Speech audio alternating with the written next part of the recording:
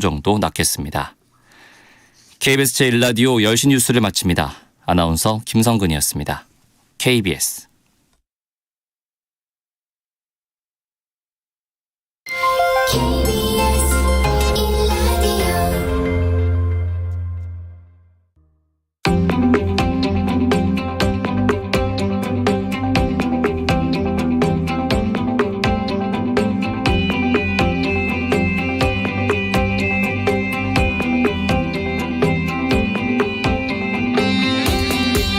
김성환의 시사야.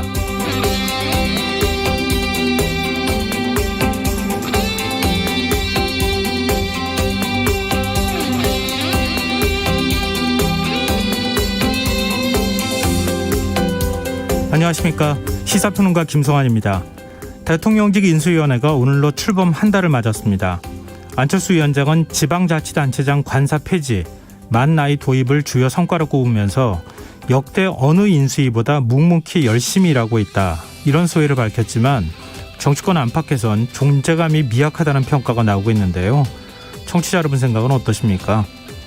인수위원회의 활동 기간이 반환점을 돌았지만 차기 정부의 정책 방향이 무엇인지 잘 보이지 않는다는 지적이 적지 않습니다. 실제로 정부 조직 개편안은 새 정부 출범 이후로 미뤄졌고, 당초 이번 주에 발표될 것으로 알려졌던 부동산 정책 역시 상당 기간 늦춰진 상황인데요. 여소야대 지형으로 국회 입법이 쉽지 않다는 점을 고려하지 않을 수는 없겠으나 새 정부의 국정 과제가 명확히 제시되지 않고 있다는 점은 아쉬운 대목이 아닐 수 없습니다. 일각에서는 인수위에서 정책이 실종된 가장 큰 이유로 대통령 집무실 이전에 과도한 힘이 실렸기 때문이란 분석을 내놓기도 하는데요. 윤석열 정부 인수위가 남은 기간 동안 과연 어떤 모습을 보여줄지 조금 더 지켜봐야겠습니다.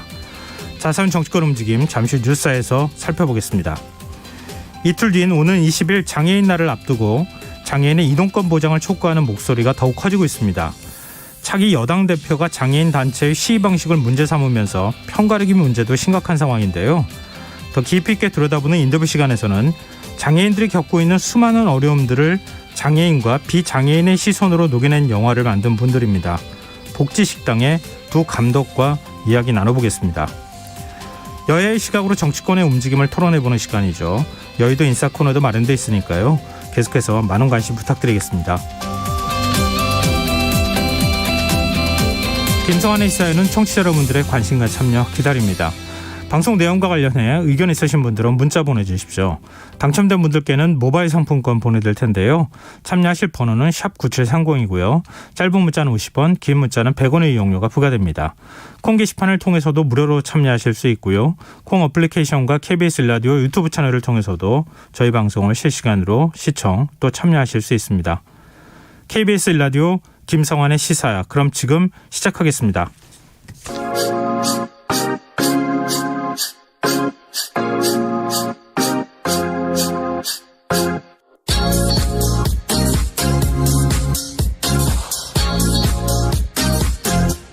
KBS 1라디오 김성환의 시사야.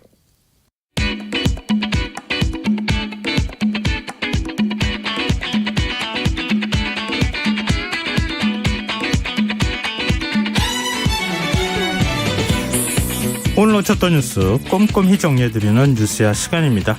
김민하 시사평론가 나와 계십니다. 안녕하세요. 안녕하세요. 네, 민주당의 검찰 수사권 분리법안 추진에 반발해서 사의를 표명했던 김호수 검찰총장, 오늘 문재인 대통령과 면담을 했어요. 그렇습니다. 일단 오전에 김호수 검찰총장의 사표를 이제 반려를 했고요. 오후에 김호수 검찰총장을 70분 동안 면담했습니다. 그래서 검찰 수사 기소 분리 법안에 대한 우려를 전달받았고 대통령이 그것에 대해서 경청을 했다라는 게 청와대 설명인데요. 네. 일단 문재인 대통령은 검찰 내의 의견들이 질서 있게 표명이 돼야 되고 국회 권한을 존중하면서 검찰총장이 직접 의견을 제출하는 게 중요하다. 그래서 이런 노력이 소용없다고 생각하지 말고 이 검찰총장의 중심을 잡아야 된다. 그게 임기제의 이유다. 이렇게 얘기를 했다고 하고요. 네. 검찰 조직이 흔들리지 않도록 마지막까지 최선을 다해달라고 강조했다고 합니다. 그리고 검찰도 끊임없는 자기개혁과 자정 노력을 해야 된다. 국민들이 검찰의 수사 능력을 신뢰하는 건 맞지만 수사의 공정성을 의심하는 것도 엄연한 현실이다. 라고 했고요. 강제 수사와 기소는 국가가 갖는 가장 강력한 권한이고 그렇기 때문에 피의자가 공정성에 의문을 가질 수밖에 없다. 과거 역사를 보더라도 검찰 수사가 항상 공정했다고 말할 수 없다. 그렇기 때문에 법제화와 제도화의 필요성이 대두되는 거다라고 했다고 합니다. 그리고 개혁은 검경의 입장을 떠나 국민을 위한 것이 돼야 한다. 국회의 입법도 그러해야 한다라고 말했다고 청와대가 밝혔습니다. 좀 객관적인 입장에서 말을 한 거 아닌가 이런 생각도 좀 들기도 하는데요.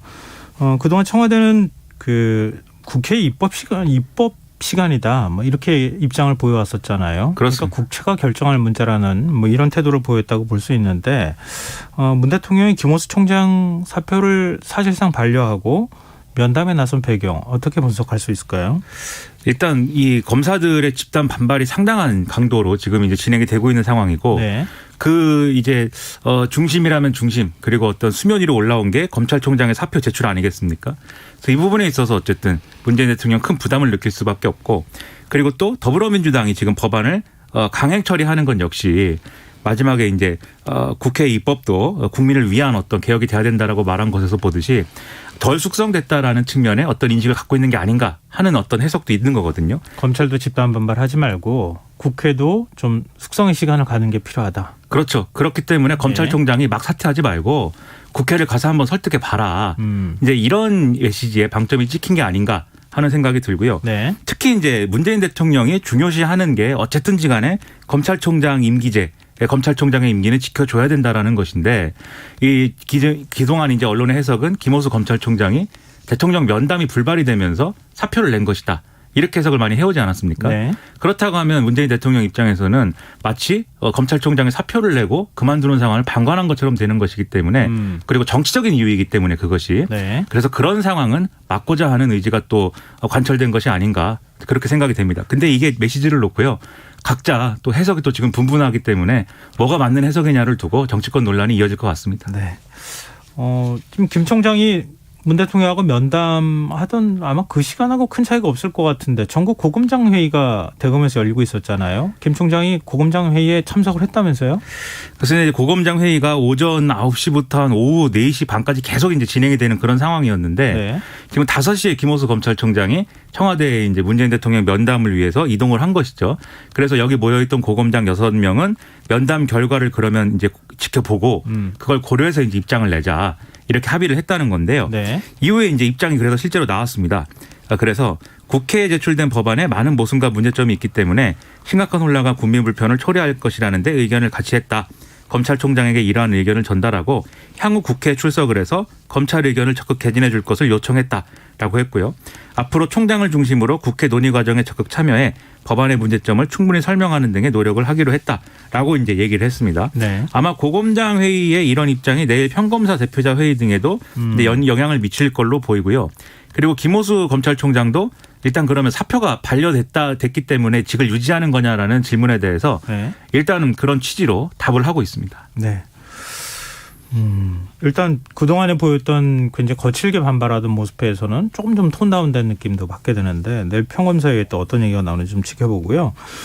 그런가 하면 민주당은 오늘 오후 7시에 법사위 법안심사 제1소위를 연다 이렇게 지금 예고한 상황 아니겠습니까? 그렇습니다. 법사위 법안심사 제1소위 위원장 박주민 의원이 7시에 검찰청법 및 형사소송법 개정안 등을 논의하기 위한 소위를 소집할 것이다라고 예고를 했고 소집이 진행 중인 걸로 이제 생각이 되는데 네. 해당 법안은 법사위 전체 회의에 아직 상정이 되지 않은 상황이었기 때문에 기존의 소위에 회부되어 있는 법안들을 안건으로 올려서 함께 다루는 방식으로 논의가 시작될 것이다 이렇게 예상이 됐습니다. 민주당은 이날 심사를 시작으로 4월 국회 중에 두 법안을 모두 처리를 해서 문재인 정부 마지막 국무회의인 5월 3일까지 공포하는 것을 완료로 하고 있다라고 목표를 밝혀놓은 그런 상황입니다. 민주당은 법안 심사에 속도를 내고 있다. 국민의힘은 상당히 반발하고 있는 거고요. 그렇습니다. 권성동 원내대표하고 국민의힘 소속의 법사위 소속 의원들이 긴급 기자간담회를 열었는데요. 이것은 국민 다수뿐만 아니라 시민단체, 법률가단체, 학회가 모두 반대하는 개혁 입법이다라면서 반발을 했습니다. 그리고 민주당이 국민의힘 간사하고 어떤 협의 과정도 거치지 않고 이렇게 법안 소위를 강행하고 있다. 군사작전 하듯이 밀어붙인다. 라면서 절차 문제도 제기를 했고요. 그리고 권성동 원내대표가 이런 또 조어를 또 만들어냈습니다. 그래서 네. 이 검수완박은 죄인 대박 국민 독박 법이다. 이 법 통과를 총력 저지하겠다. 이렇게 또 강조를 했습니다. 네. 정의당은 어떤 입장입니까? 여러 가지 고심하고 있는 모습을 보이는 것 같던데요. 그렇습니다. 여영국 대표 등 지도부는 오늘 박병석 국회의장을 방문을 해서 중재를 요청을 하면서 당 차원의 대안을 국회에 제출을 하겠다라고 얘기를 했는데요. 그러니까 이 수사와 기소 분리 등에 대해서는 찬성을 원칙적으로 하지만 민주당 법안에 좀 보완 장치가 필요하다. 그리고 경찰에 대한 적절한 통제 장치라든가 이런 것들이 필요하다라는 거였습니다. 민주당이 만약에 이 대안을 수용할 경우에 그러면 법안 처리 과정에 두 당이 공조에 나설 수 있는 거냐 이런 이제 전망 내지는 의문 이런 것들이 제기가 되는데요. 네. 일단 정의당은 그런 전술적인 문제는 대안을 제출한 다음에 논의를 하고 판단을 하겠다는 입장입니다. 네. 대통령직 인수위원회가 경찰이 검사의 직접 보안 수사 비율을 확대해야 한다고 업무 보고했다는 사실을 알리지 않았습니까? 이거 어떻게 봐야 돼요? 그러니까 이 경찰이 업무 보고에서 검사의 직접 보안 수사 사건 비율을 확대해야 된다. 그리고 보안 수사 요구에 대한 검경의 책임을 명확하게 해야 된다. 이런 요구를 했다는 건데요. 네. 즉 지금 이제 경찰이 일선에서 상당한 업무에 부담이 있기 때문에 검사의 직접 보안 수사 비율을 확대해야 된다. 이제 이걸 강조했기 때문에 이게 결과적으로 검수완박에 대한 반대 입장 밝힌 거 아니냐. 이런 보도가 이제 나왔었습니다. 그리고 실제 오늘 인수위가 일부 그런 취지로 설명을 하다가 네. 발언을 또 정정하기도 했는데 예. 경찰은 이렇게 설명하고 있습니다. 이거는 검수완박이 쟁점화되기 이전 지난달 24일에 인수위에 보고한 내용이고 윤석열 대통령 당선인의 공약을 어떻게 구체화할 것이냐 현행법 체계 내에서 논의를 한 어떤 결과였다라고 설명을 했고요. 그리고 남구준 국가수사본부장의 경우에는 지금 보안수사의 이 구체적인 기준을 마련을 해야 된다. 지금 검사가 다소 자의적으로 보안 수사를 요구하는 경우가 있다라는 취지로 오늘 발언을 하기도 해서 뭐 이것을 일도 양단해가지고 어느 쪽이다라고 말하기가 좀 곤란한 그런 상황이 아닌가 싶습니다. 그 일종의 검사 수사 기소 분리 법안과 관련해서 반발하는 목소리로 뭔가 이렇게 경찰이 얘기를 했다 이렇게 알려졌었는데 그거는 아니다. 그렇습니다. 네, 그렇게 봐야겠군요.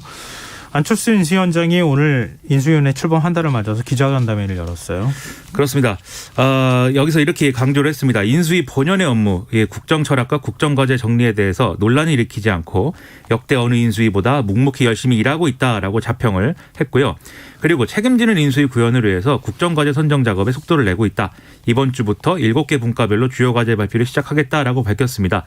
이건 이제 인수위가 너무 이제 조용한 거 아니냐. 좀 시대 정신이라든가 이런 것들의 정책 어떤 의제, 방향 이런 것들을 막 던져야 되는데 너무 소극적인 거 아니냐라는 어떤 그런 질문에 대한 답이었고요. 예. 그리고 최근에 이제 공동정부의 어떤 실효성이라든가 신뢰 문제 이런 것들이 제기가 되지 않았습니까? 그래서 안철수 위원장이 뭐 그만두는 거 아니냐 이런 얘기도 나왔는데 그런 논란을 의식한 것인지 이번 인수위 탄생은 대선기간 단일화 산물이다. 공동선언 정신을 실천하기 위해 헌신하겠다라고 얘기를 했고 남은 인사라든지 이런 것들에 대한 의견은 계속 낼 것이다라고 강조를 했습니다. 그리고 대선 기간 동안에 본인이 또 강조하고 약속했던 연금 개혁을 할 수 있는 사회 대통합기구를 만들어서 논의를 시작하는 것까지가 인수위 역할이다라고 또 주장을 했습니다.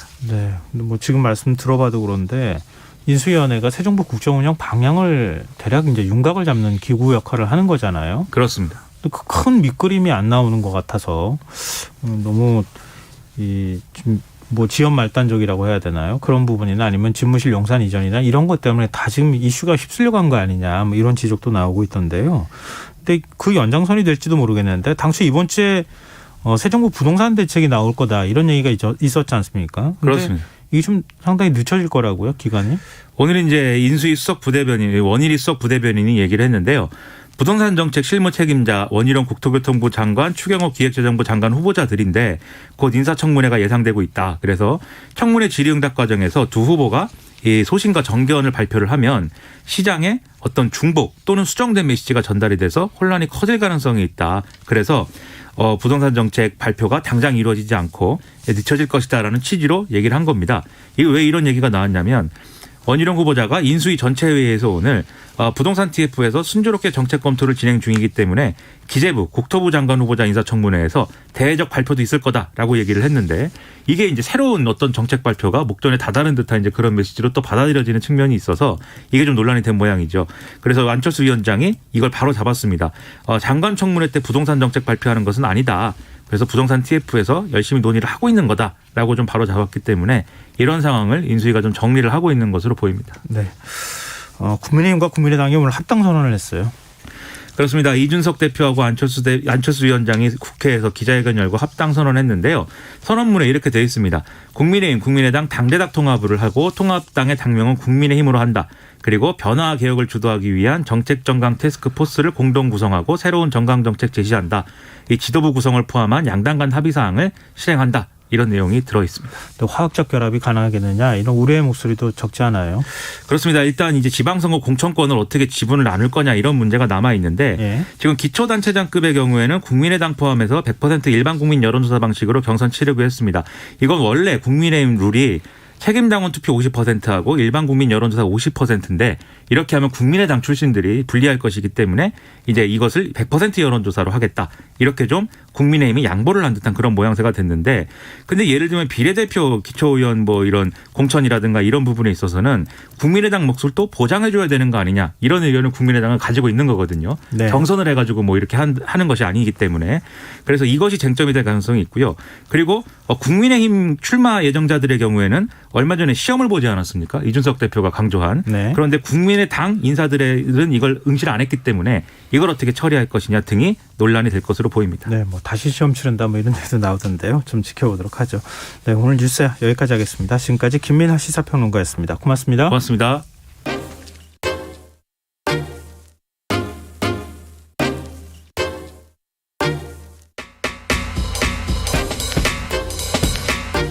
바쁜 당신이 알아야 할 모든 것 여기에 있습니다.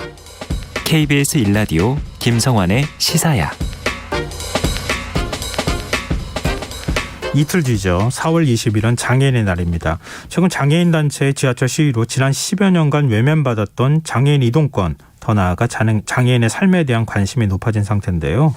이 복지 사각지대에 놓인 장애인의 삶을 다룬 영화 복지식당이 화제가 되고 있습니다. 이 장애인 감독의 자기 체험과 비장애인 감독의 객관적 시선이 어우러진 작품 복지식당을 공동 연출한 정재익 감독과 서태수 감독 연결해서 좀 더 자세한 얘기 들어보도록 하겠습니다. 안녕하십니까? 안녕하십니까. 반갑습니다. 네, 반갑습니다. 이렇게 두 분이 동시에 같이 연결하고 있다는 점을 청취자분들이 좀 이해를 해 주셨으면 좋겠습니다. 지금 참고로 말씀드리면 정재익 감독님은 사고로 후천적으로 지금 장애를 얻으신 분이고요. 그리고 서태수 감독님은 비장애인입니다. 네, 이 인터뷰하실 때 말씀을 이제 두 분이 같이 하기 때문에 제가 미리 좀 사전에 청취자분들께 말씀을 드렸고요. 지난주에 두 분이 연출한 복지식당이 이제 개봉을 했습니다. 먼저 소감을 들어보고 싶은데요. 주변 반응은 어떻습니까? 네, 영화 제작 완성이 목표인데 이렇게 개봉해서 정말 꿈만 같습니다. 예, 정 감독님 말씀은 네네. 영화를 완성하는 것까지가 원래 목표였는데 네. 이렇게 개봉해서 관객들을 만나니까 꿈만 같다고. 네네. 정 감독님이 말씀해 주시고 지금 서 감독님이 이제 뒤에 보충으로 말씀을 또 해주셨는데요. 네. 정재익 감독님이 경험을 담은 자전적 이야기라고 들었습니다. 오늘 인터뷰를 듣고 영화 보러 가실 청취자를 위해서 복지식당 줄거리를 좀 살짝 알려주시면 어떨까요? 네. 그 부분은 제가 말씀드릴게요. 네네. 우리 영화는 이제 정 감독님의 경험을 담은 영화인데요. 교통사고 당한 잭이라는 인물이 주인공이고요. 예. 하루아침에 장애를 얻게 됩니다. 그리고 장애인으로 살기 위해서 반드시 받아야 하는 등급을 받게 되는데 네. 문제는 이 잭이가 받은 이 등급이 자기의 몸 상태나 뭐 상황에 맞지 않는 등급뿐만 아니라 가장 필요한 그 기본적인 혜택을 못 받게 되는 5급. 그러니까 지금 현재의 그 등급제로 보면 경증 판정을 받게 돼요. 네. 이후부터 저기가 이제 등급 조정을 하기 위해서 힘겨운 과정을 거치게 되는데 이 과정에서도 아주 냉혹한 그 제도와 장애인 사회의 현실을 겸응하게 된다는 그런 이야기입니다. 근데 이 영화 어떤 계기로 두 분 감독님이 같이 영화를 제작해야겠다 이렇게 마음을 먹으신 건지 특별한 계기가 있을 것 같거든요. 장애인 워크숍에서 사업을 처음 만나 나의 경험을 복지 스타일인 주인공 베이어트가 나서 장애 등급을 비판하고 장애 사회 지지 문제를 보여주기로 이 작품을 만들게 된다. 네. 네. 저하고는 그 장애인 워크숍에서 만났는데요. 네네. 제가 이제 스승이었고 정 감독님이 제자로 들어오셨어요. 아, 그래요? 예. 그래서 정 감독님의 체험을 세상에 좀 알리고 싶다라고 하셨고, 제가 그러면 모아서 같이 영화를 제작하자라는 그런 의도 이제 시작이 된 겁니다. 예, 지금 정재익 감독님이 말씀해 주시고 서태수 감독님이 이제 설명을 또 해주셨는데요. 이 제목이 왜 복지식당입니까? 이 영화의 모든 식당에서 일하기 때문에 복지식당 이름을 지었습니다. 예, 영화의 주 배경 중에 식당이 나오는데 그 장애인의 활동 공간들이 굉장히 제한적이잖아요. 예. 그래서 한 공간에 다양한 일들이 일어나는데 식당도 그 중에 하나이고요. 식당 안에서 다양한 군상들이 이제 머무르게 되는데 뭐 장애인, 비장애인, 노약자, 여성 뭐 이런 다양한 군상들이 여기서 많은 일들을 벌이게 되는데 이런 상황에서 일어나서는 안 될 일들이 이제 일어나고 이것은 대한민국 복지 현실을 좀 단적으로 보여줄 수 있겠다. 뭐 그런 취지에서 그런 제목을 택했습니다. 굉장히 상징적인 의미가 있네요. 복지식당이라는 이름에. 서태수 감독님은 연출하시면서 어디에 가장 중점을 두셨습니까? 비장애인으로서 장애인 삶을 다룬 영화를 만드는데 특히 좀 신경을 쓰신 부분이 있다면요. 네, 사실 가장 중요한 건 정 감독님의 경험이거든요. 이 소중한 경험이 세상에 나올 수 있게 저는 뭐 어떤 기능적인 역할만 담당했었고요. 그 외에 특별히 신경 쓴 게 있다면 우리 영화는 공동체 작업으로 이루어졌어요. 장애인, 비장애인이 함께했고 아주 동등한 위치에서 자신에게 맡겨진 역할을 아주 안전하고 건강하게 잘 수행하고 마무리할 수 있다. 그런 환경을 만들어주는 그것이 저의 역할이라 생각하고 그렇게 그런 것들을 만들려고 노력했는데 처음에는 굉장히 어렵게 생각했는데 네. 만나서 서로 얘기하면 그렇게 어렵지 않더라고요. 그래요. 보통 이제 두 명의 감독분이 같이 이제 영화를 제작하면 의견이 좀 일치가 안 되는 부분들도 있을 수 있잖아요. 예. 그런 면에서 좀 다툼도 있을 수 있지 않을까. 일반적인 경우는 그렇잖아요. 근데 어떠셨어요? 예. 그런 그 갈등이나 이런 건 없었어요? 거의 없었습니다. 마음도 좋고 촬영 분위기도 좋아서 전혀 그런 문제 없었다. 네. 정말 즐겁게 했습니다. 근데 정재익 감독님이 이거는 좀 더 장애인의 시각에서 보면 이런 것이다. 막 이렇게 조언 같은 거 많이 안 해주셨어요? 정 감독님이 실제로 경험한 세계는 저도 비장애인이기 때문에 네. 모르는 부분들이 너무 많았었거든요. 네. 근데 제가 시작하는 시점부터 장애인 분들하고 한 2년 반 함께 워크숍을 진행한 경험이 있어서 사실은 제가 목격한 장애인 사회도 굉장히 많이 이제 장애인 사회를 알게 되는데 중요한 역할을 한 거죠. 그래서 정 감독님의 조언들, 그 다음에 제가 목격한 장애인 사회들 이런 것들이 다 영화 속에 다 녹아 있다고 보시면 될 것 같아요. 영화 시나리오를 정재익 감독님이 쓰셨다고요? 예. 초기에 첫 원안을 이제 정 감독님이 쓰셨고, 예. 저하고 같이 계속 시나리오 작업을 했죠. 정재익 감독님, 이 시나리오 쓰실 때 어떤 메시지를 담으시려고 하지 않았겠습니까? 예. 영화를 통해 관객들에게 충분히 그 메시지가 전달됐다고 생각하십니까? 근데 이거는 저보다 우리 일본 관객들이 들어가야 될까요? 근데 저는 한 가지다. 이 영화를 보고 그동안 비장이 모르는 사랑의 진짜 지지를 뭔지 한 가지만 알면 됩니다.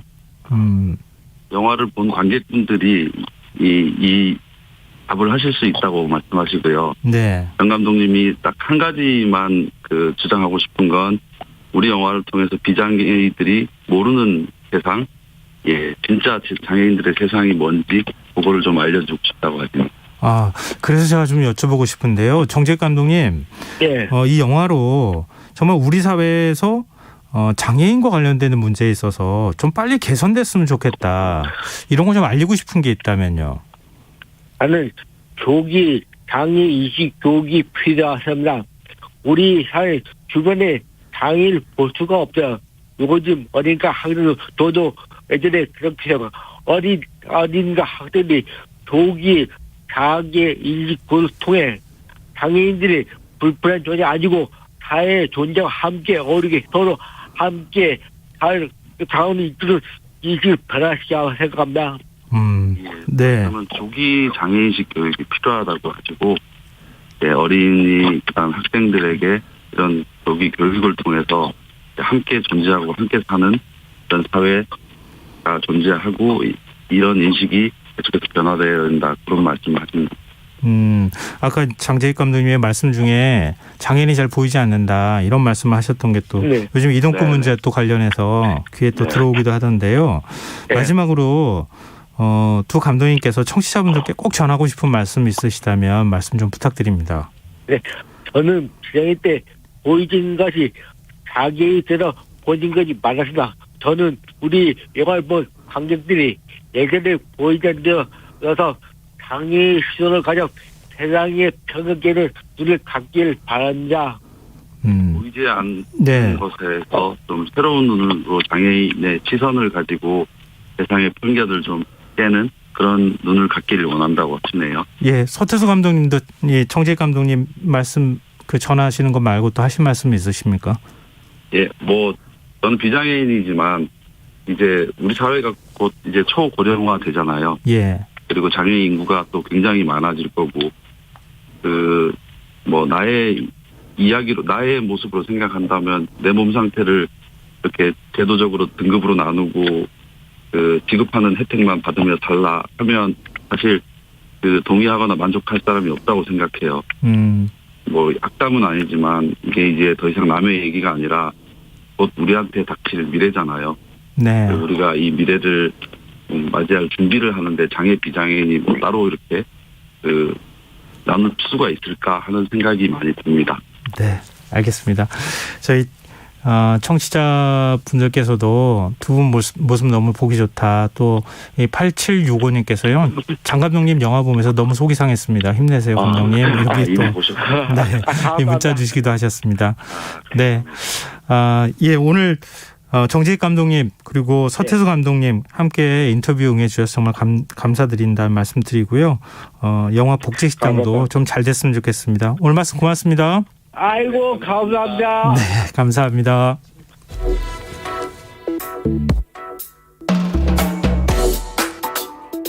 더 나은 내일을 준비하는 시간 KBS 1라디오 김성환의 시사야.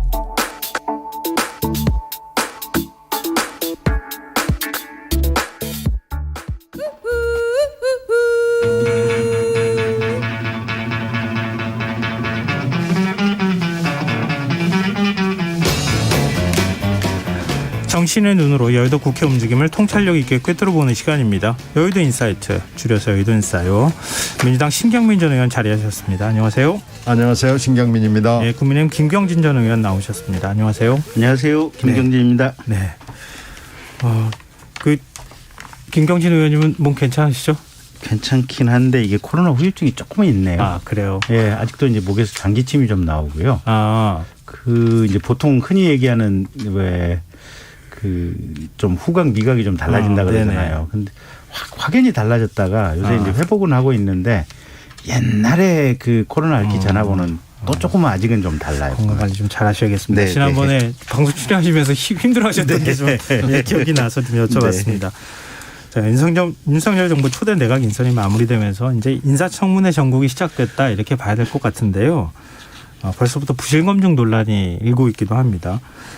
정호영 보건복지부 장관 후보자의 경우에는 지난 주말 기자회견을 열고 자녀들의 이른바 아빠 찬스 의혹에 대해서 직접 조목조목 해명을 하는 일도 있었는데요. 이 상황 어떻게 지켜보고 계시는지 우선 두 분 말씀 먼저 좀 들으면서 얘기를 풀어나갔으면 좋겠습니다. 어떤 부분부터 말씀을 해주실래요? 그래서 이제 인사 뚜껑을 열어보니까요. 하여튼 내 맘대로 인사를 한 느낌이 굉장히 강하고 그러다가 보니까 검증은 제대로 되지 않았다라는 게 여기저기서 이제 구멍이 뻥뻥 뚫리는 거죠. 네. 그래서 이제 점잖게 얘기하면 마이웨이이고 조금 심하게 얘기하면 내 맘대로 구락부 인사 뭐 지금 이렇게 된 것 같아요. 네. 그 중에서 유독 드러나는 사람이 지금 문제가 되고 있는 정호영 보건복지부 장관 후보자하고 이 외에도 여러 사람이 지금 문제가 되고 있습니다. 그래서 여당의 입장에서는 이제 인사가 나오면은 6월 1일 선거가 있기 때문에 이걸 네. 어떻게 처리해야 되느냐라는 것을 고민을 할 수밖에 없잖아요. 네. 근데 고민할 필요가 없게 된 거예요. 그냥 인사청문회 세게 가는 수밖에 없다. 세게 가도 국민들이 이해할 수 있는 인사다. 뭐 이렇게 지금 보고 있습니다. 그래서 인사 이제 곧 다음 주죠. 다음 주부터 한덕수 총리 후보자부터 인사청문이 시작이 되는데 계속해서 이런 이제 인사청문이 있고 아마 한동훈 후보자 법무장관 후보자 같은 경우에는 인사청문을 해야 되느냐 가지고 이제 또 뭐 논쟁이 있겠죠. 그래서 이렇게 따지면 이제 4월, 5월 계속해서 뭐 5월 10일 취임하고 상관없이 인사청문은 계속 될 텐데 계속 하여튼 소란하고 요란할 것으로 보입니다. 지금 이제 사실 처음에 민주당이 보였던 반응은 이렇게까지 격하게 나오지는 않았던 것으로 제가 기억하거든요. 근데 시간이 가면 갈수록 의혹들이 더 많이 나오고 이러면서 이제 점점점 뭐라 그럴까요? 민주당도 더 반발하거나 반박하는 뭐 이런 상황이 돼버린 거 아닌가 싶은데. 이건 강대강 전국이 아니고 네. 뭐 극초강 대 극초강 지금 남북한 간에는 극초음속 미사일이 지금 문제가 되는데 네. 이 여야 간에는 극초강 대 극초강의 대립이 4, 5월 동안에 쫙 흐를 것 같아요. 신경민 의원님 보통의 경우에는 이렇게 얘기 안 하시거든요. 제가 알기로는 이렇게 강한 톤으로 얘기를 잘 안 하시는 분인데 이 정도까지면 민주당 분위기는 이거보다 훨씬 더 좀 그렇다. 강한 분위기를 갖고 있다 이렇게 봐야 될 것 같은데요. 김경진 의원님 어떻게 보세요? 그러니까 이제 큰 틀의 구도를 가지고 말씀을 드리면 민주당의 생각은 그러겠죠. 대통령 선거는 니들이 이겼는지는 모르겠지만 네. 우리는 비록 졌지만 0.7% 차이밖에 안 졌고 거기다 우리는 172석이라고 하는 사상 초유의 다수 의석을 거의 뭐 180석이면 뭐 여러 가지 헌법상 행위들이 가능하잖아요. 보면. 조금만 뭐 정의당과 또 친민주당 무소속을 합치면 180석을 만들어낼 수 있으니까 우리는 의회에서는 그 어느 것도 다 할 수 있다. 지금 이런 구조 속에 있기 때문에 결국은 신경림 위원님 말씀대로 강대강의 충돌 상황이 계속해서 갈 수밖에 없을 것이다. 지금 이렇게 보고 있고요. 예. 한동훈 말씀하신 중에 지금 한동훈 뭐 인사청문회를 해야 하느냐 말아야 되느냐 세상에 의회 다수당이 장관 인사청문회를 보이콧하겠다고 하는 것은 전 처음 본 것 같아요. 아니 예전에 국민의힘도 보이콧하겠다 그랬다가 또 인사청문회 참여하고 그랬잖아요. 아니, 그러니까. 이번에 민주당도 그럴 수도 있어요. 그럴 수도 있나요?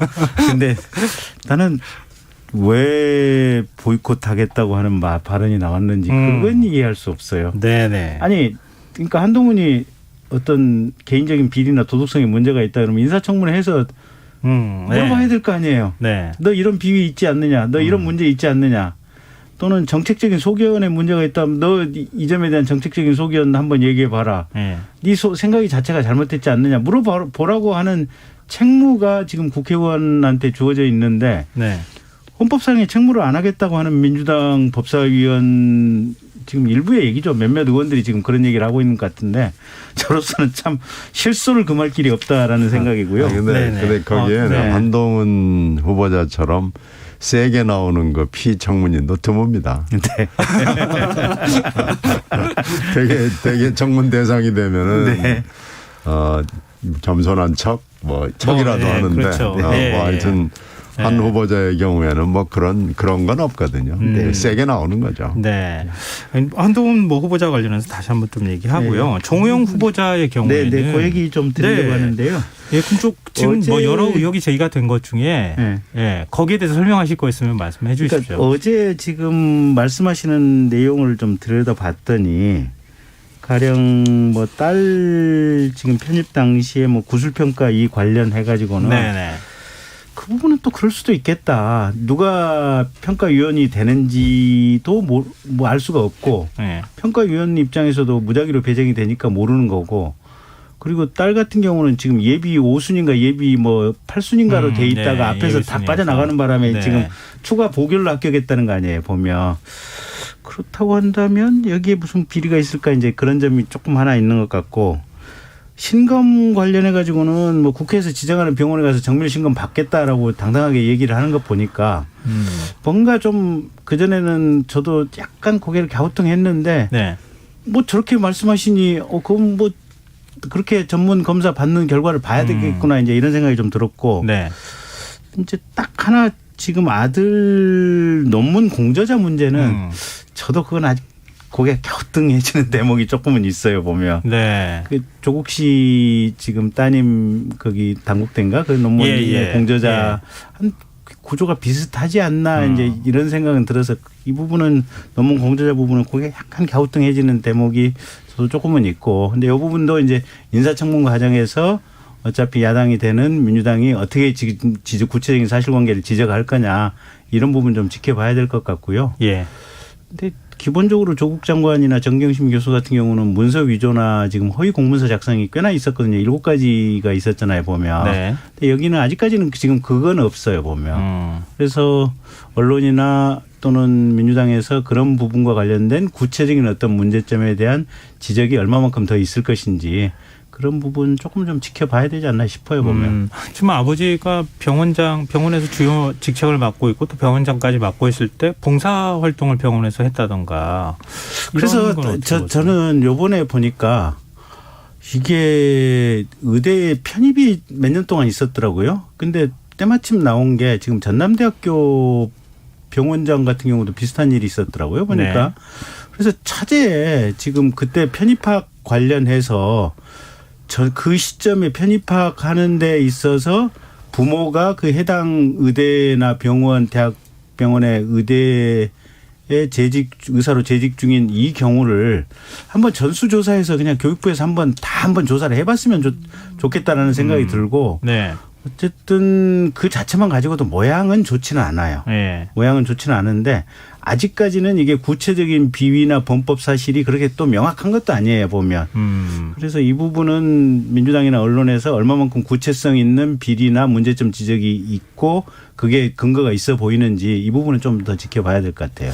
네, 말씀 듣고 저도 좀 궁금한 부분이 생기는데요. 이건 제 의견을 먼저 말씀드리기보다는 신경민 의원님 일단 먼저 말씀하시고. 네네. 하여튼 뭐 쭉 지금 김 의원 얘기하는 거 들었는데 지금 오늘 또 새로 나온 보도를 보면 그 구술평가 부분에 대해 있어서 이름과 성 등이 다 드러나서 됐다는 또 새로운 보도도 추가가 돼 있고 그래서 이거 그렇게 간단하게 그냥 별거 아니다라고 넘어갈 수 있는 부분이 아닌 것 같아요. 그리고 신검 부분도 보면은 이 척추질환은 뭐 굉장히 여러 가지가 있는데 20대가 앓는 척추질환이 아니고 그 문제의 그 척추질환이 노인들이 앓는 퇴행성 질환이에요. 그러니까 그게 척추 협착이라고 하는 거잖아요. 보통은 젊은 층은 디스크 탈출이나 뭐 이렇게 젊은 층이 앓는 척추 질환이 아니고 이 척추 질환을 앓으면은 정상적인 생활 그러니까 여기 보면 자원봉사를 뭐 일주일에 40시간을 했다 이렇게 돼 있는데 이렇게 하기가 어렵습니다. 19학점을 들으면서 40시간을 할 정도의 건강 상태가 되지 않기 때문에 지금 이 부분도 명확하게 지금 해명이 됐다고 볼 수가 없고요. 지금 조국 그 자녀가 받았던 조민 양이 받았던 7개 그 문제 중에서 지금 이게 법원에 판결을 받은 거 아니에요? 네. 그 중에서 논문 공저자 부분하고 자원봉사는 들어갑니다. 이게 따로 2개가 들어가서 조국과는 다르다라고 지금 하는 설명이 그렇게 완벽하게 해명이 되는 건 아닙니다. 물론 표창장 위조는 없었지만 그렇다고 해서 조국과는 다르다. 이렇게 설명을 하면 납득하기가 좀 어려워서 이거 글쎄요. 지금까지 나온 어저께 기자회견으로 설명이 됐다. 팩트가 없다. 지금 뭐 이런 거 아니에요? 예. 그래서 이 설명이 납득이 되지 않기 때문에 일단 청문회를 받겠다고 결심을 한 것으로 보이기 때문에 청문회는 해보겠지만 청문회로 드러나지 않을 수가 있거든요. 결국은 수사로밖에는 드러날 수 없는 거 아닌가라는 생각이 듭니다. 그래서 청문회를 하겠다고 뭐 마음을 먹으면은 말릴 수는 없죠. 그러나 지금 이게 이렇게 깨끗하고 해명이 됐다고 보기는 좀 어렵습니다. 제가 김경진 의원님께 이거 좀 여쭤보고 싶어요. 지금 교육부가 지금 그 2014년 2월에 의대 치의대 학사 편입학 전형 기본 계획을 발표하지 않습니까? 네, 네. 그리고 이제 뭐 의학전문대학원을 운영하던 서울대, 연세대 등 11개 대학은 2015년부터 4년 동안 하고 경북대를 비롯해 의학전문대학 체제에서 의대로 복귀하는 11개 대학은 2017년부터 4년간 학사 편입을 받기로 했어요. 딱 네. 4년간. 네. 근데 2017년 첫 해 지금 학사 편입할 때부터 딸이 들어가고 그다음에 아들이 들어가잖아요. 네. 그러니까 2014년에 이런 전형 기본 계획이 나오고 난 다음부터 지금 봉사활동, 뭐 논문, 그리고 이제 병역 문제도 그 사이에 있었고요. 다 준비한 거 아닙니까? 어찌 보면 그 계획은 다 알고 있었을 거고요. 그럴 수도 있죠. 예, 응? 아버지가 병원장이고 뭐 이렇게 의대에 있는데 이거 모를 일은 없었을 거고. 그럼 이렇게 다 알고 있는 상황에서 만약에 자녀들이 입시에 지원한다 그러면은 동료 교수들이 모를까요? 그러니까 어제 기자회견을 보면 네. 누가 심사위원으로 들어가는지 또 누구를 평가하는지는 서로 간에 이게 무작위여서 그게 영향을 끼칠 수가 없는 구조다라고 얘기를 했는데 네. 또 일각에서는 병원장의 아들이면 아름아름으로 다 퍼지게 돼 있다. 그래서 알 수밖에 없는 구조다. 예. 그러면 사실관계가 그러니까 뭐냐면 병원 내에서 병원 돌아가는 동향에 민감한 사람들이 있잖아요. 예. 그런 사람들은 알겠지. 예. 알 확률이 높다고 예. 봐야죠. 우리가 사회생활하는데. 예. 근데 대충 코박고 자기 일만 컴퓨터 PC 모니터만 보고 있고 자기 환자만 보고 있는 사람은 병원 돌아가는 분위기에 대해서 전혀 모르면 또 모를 수도 있는 거 아니에요. 이거 보면. 네네. 그래서 이 그냥 당연히 알 수밖에 없다라고 하는 이 논지도 100% 정확한 것은 아니고 그거하고 상관없다라고 하는 논지도 100% 정확한 건 아닌데 네. 어쨌든 이 두 가지 경우와 상관없이 네. 문제는 병원장 아들이기 때문에 그러면 인위적으로 고득점을 줬다. 예. 요 부분이 요. 이제 증명이 네. 돼야 되는데 그렇죠. 이제 그 부분이 이제 관건이라고 봐야겠죠. 이게 참 입증하기가 굉장히 어렵잖아요. 그래서 그러니까 이거는 이제 네. 입증의 문제를 떠나서 그냥 편히 말하면 공직자로서 기본적인 법 말고 윤리적인 자세. 그러니까 오얏나무 밑에서 가끔 고치지 말라고 하는 여기에 위반된 것만은 분명해요 보면. 네. 근데 요게 어떤 범법으로 가느냐 안 가느냐 요거는 그렇게 쉽게 판정할 수 있는 문제는 아닌데 예. 다만 이제 어제 얘기했던 것 중에 보충력 판정 관련해 가지고 이 허리 부분은 이제 정밀 검사를 받도록 했으니 네네. 사실은 이 정밀 검사 결과면 어느 정도 우리가 이제 납득할 만한 우리가 수준의 심정을 뭔가를. 뭐가 맞는 얘기인지 어느 상황인지 우리가 마음속에 평가를 할 수 있을 거 아니에요 보면. 그다음에 이 논문 부분도 사실은 이게 민주당의 의원들이 제대로 공격을 한다면 우리가 또 그 청문 결과 인사청문회를 보면 우리가 또 평가를 할 수 있을 거 아니에요. 네네. 이 두 가지 상황에 대한 어떻게 보면 민주당의 이게 제대로 된 어떤 어쨌든 인사청문 요 과정을 보고 나면 국민들 마음속에 평가가 생기겠죠. 근데 참 이 얘기만 계속 하기에는 시간이 굉장히 많이 갈 것 같은데. 하여튼 도덕과 윤리적으로는 분명히 네. 문제가 있는 거고요. 네. 이건 장관을 하겠다고 마음을 먹은 것 자체는 도덕과 윤리에 어긋나는 건 분명한데 네. 이제 법에 얼마나 어긋나냐 하는 것은 따져봐야 되겠습니다. 근데 지금 김용태 최고위원, 하태경 의원의 경우에는 설령 위법 행위가 없다 하더라도 국민 눈높이를 감안해서 자진 사퇴해야 한다 이런 목소리를 내고 있고요. 또 뭐 채널A 동아일보 보도를 통해서 나온 얘기지만 지명 하루 전날 지금 동의서를 받았다고. 그래서 하루 동안 검증한 거다. 인사검증 자체가 부실했던 거 아니냐. 이런 보도도 나오고 있거든요. 이 하루 검증은 제가 사실은 팩트를 모르기 때문에 뭐라고 답변을 못 드리겠고요. 예. 근데 설마 하는 일단 이제 그 정도 예. 그리겠고 김용태 최고위원은 하태경 의원 말씀 같은 경우는 사실은 이제 국힘 정당 소속으로 지방선거 나가신 분들 있잖아요. 예. 지방선거 나가신 분들은 조금 팔팔 뛰고 있겠죠. 빨리 이 부분 여론이 별로 안 좋다. 네, 빨리 이 부분이 정리가 돼야. 이 정도면은 본인이 겸양지덕으로 사양을 하는 게 맞았던 것 같아요. 근데 윤석열 당선인은 부정의 팩트가 확실히 있어야 한다. 그건 이제 법적으로 얘기를 하자는 거예요. 법률상의 관점으로 네. 보면 아직은 법적으로. 불분명한 거죠. 근데 뭐 이게 법으로만 해결될 수 있는 문제는 아니고요. 예. 이 정도만 가지고도 사실은 고위공직자는 특히 청문회를 거쳐야 되는 고위공직자는 나오지 않는 게 맞습니다. 근데 어쨌든 차제에 예. 이 학사편이 저도 세상에 이런 게 있는지 알지도 못했는데. 그러니까 일반 국민들 모르잖아요. 그렇죠. 아는 사람만 아는 거 아닙니까? 근데 문제는 이게 제 집사람도 사실은 대학교 교수거든요. 네네. 근데 이렇게 무슨 좋은 입시에 대해서 빼꼼이가 아니에요 보면. 예. 근데 일부 빼꼼이들이 있는 것 같아요 느낌에 보면. 그러니까 조국 교수가 그랬고 사실은 지금 정호영 후보자도 약간의 그런 느낌이 좀 있고요. 그래서 네. 정말 전수조사를 한번 새 정부 출범하고서라도 한번 반드시 한번 해보는 게 필요하지 않나 싶어요 보면.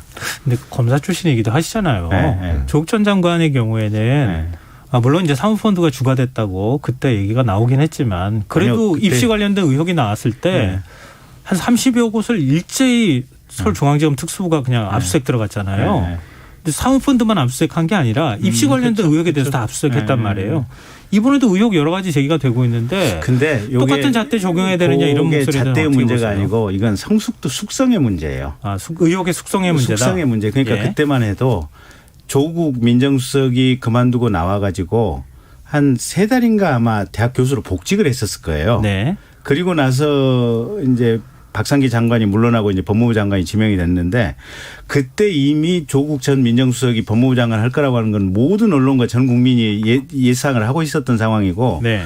그때 그러면서 아마 지명 나오자마자부터 시작을 해서 모든 언론이 이 세 갈래 그러니까 웅동학원 관련 그다음에 사모펀드 관련 네네. 그다음에 비리 관련해 가지고 기사들이 어마어마하게 쏟아져 나왔고 네.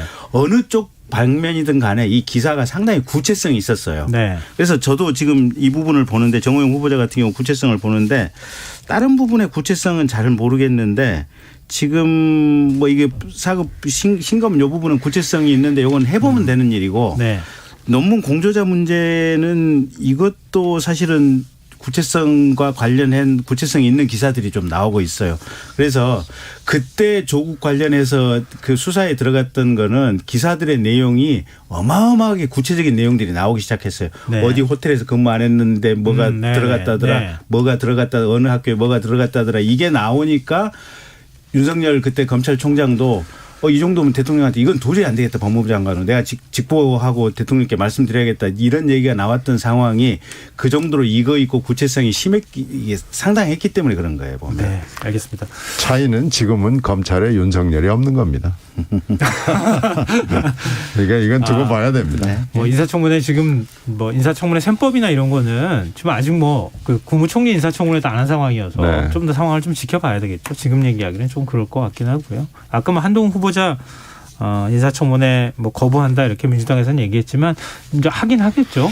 아니 뭐 하겠죠. 하는데 지금 하여튼 피청문인이 이처럼 머리에 힘이 목에 힘이 들어가 가지고 어깨에 딱 이렇게 들어가 있는 사람은 저는 본 적이 없습니다. 이거는 한판 하겠다는 자세로 나오고 있기 때문에 네네. 뭐 하여튼 청문위원들이 불쾌하겠죠. 지금 현재 이런 청문회가 있을까? 아마 청문회가 열리면은 청문회라기보다는 한판 싸움이 될 가능성이 높습니다. 아이고. 근데 이게 중요한 게 이게 국정을 운영하기 위한 철학과 논리의 장이잖아요, 보면. 예. 그러니까 뭐랄까 말의 공선성 이제 겸손하고 공손하면서 철학이 완비돼 있으면 뭐 150점이겠죠. 근데 중요한 것은 각자 생각하는 어떤 철학과 논리가 이게 얘기할 수 있는 장이 지금 신임 법무부 장관 인사청문회 장이 돼야 되잖아요. 네. 특히 뭐 검수완박과 관련해 가지고도 지금 계속해서 지금 뭐 그런 중요한 상황을 추진하면서 법무부 장관 인사청문회를 안 하겠다고 하는 것은 사실은 민주당이 헌법적으로 지금 배신을 하겠다고 하는 얘기하고 똑같은 얘기잖아요, 보면. 알겠습니다. 지금 여러분께서는 KBS 라디오 김성환의 시사회와 함께하고 계십니다. 여의도 인사 김경진 전 의원, 신경민 전 의원과 함께하고 있습니다. 화제를 좀 바꿔서요. 국민의힘과 국민의당 합당에 대한 얘기를 좀 해보죠. 오늘 공식 선언이 나왔는데요. 이게 당명은 국민의힘으로 그대로 유지하기로 했습니다. 이게 뭐라 할까요? 합당의 형식이 어떻게 되는 겁니까? 그건 잘 모르겠어요. 근데 뭐 최대한 일단 흡수합당이라고 봐야 되는 거겠죠. 네. 안 대표님이 들으시면 기분 나쁘실 테니까 그냥 어쨌든 합당이라고 해주십시오. 굳이 뭐. 안철수 위원장 행보와도 관련이 돼 있을 수밖에 없는데요. 지금 화학적 결합이 가능하겠느냐. 당장 지방선거 공천 문제가 걸려 있는데 이런 얘기가 나옵니다. 신경민 의원은 어떻게 보세요? 글쎄 이제 2014년에도 비슷한 일이 있었거든요. 네. 민주당하고 그 당시에. 그때도 이제 지방선거가 지금처럼 임박해 있었어요. 그래가지고 그때 이제 기초 의원들에 대한 공천을 하지 말자 가지고 먼저 붙었고 그러다가 이제 이게 좌절이 됐죠. 그게 사실 합당의 명분이었는데 안철수 그 당시 공동대표의 의견이 관철이 되지 않고 불발이 됐고요. 네. 그다음에 공천으로 들어가 가지고 17개 시도지사 공천을 하는데 결국은 안철수 공동대표 쪽에서 온 사람들이 다 낙마했거든요.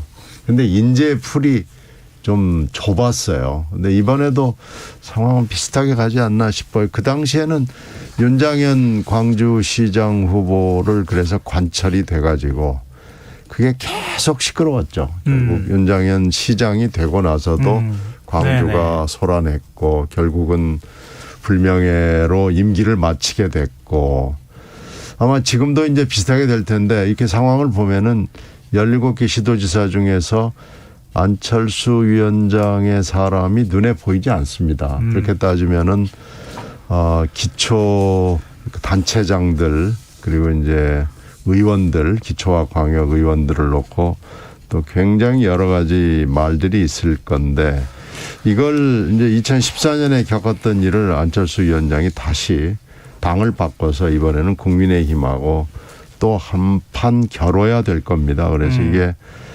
화학적 결합 이거 정말 쉽지 않습니다. 이제 국민의당에서 한때 몸담기도 하셨고 그래서 지금 주변 분들이 지방선거 준비하시는 분들 꽤 많을 것 같거든요. 이게 그런 거 하나하나 정리하는 게 쉬운 일이 아니지 않습니까? 근데 방금 신경민 선배님도 말씀하셨다시피 네. 그 인력풀이 예.